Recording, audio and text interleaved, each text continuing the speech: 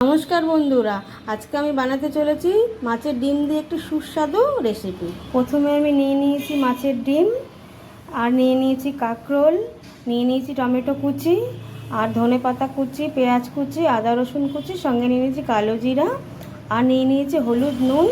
কড়াই বসিয়ে কড়াইতে তেল দিয়ে দিলাম। তেলটা গরম হয়ে গেলে পরে কাঁকরোলগুলো ছেড়ে দেবো।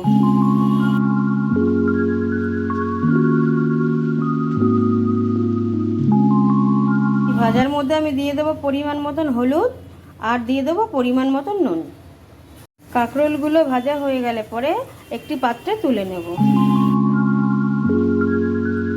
ওই তেলেই দিয়ে দেবো কালো জিরে আর দিয়ে দেবো রসুন কুচি, আদা কুচি, আর সঙ্গে দিয়ে দেবো পেঁয়াজ। এবার এর মধ্যে দিয়ে দেবো কেটে রাখা টমেটো কুচি। এর মধ্যে দিয়ে দেবো একে একে হলুদ, নুন আর লঙ্কার গুঁড়ো।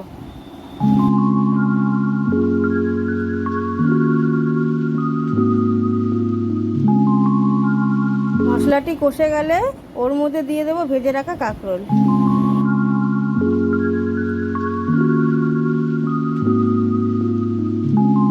করে কষিয়ে নিয়ে এর মধ্যে দিয়ে দেবো মাছের ডিম।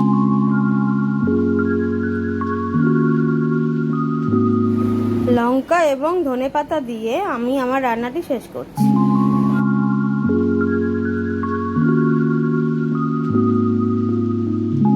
বন্ধুরা, আমার রান্নাটি হয়ে তৈরি।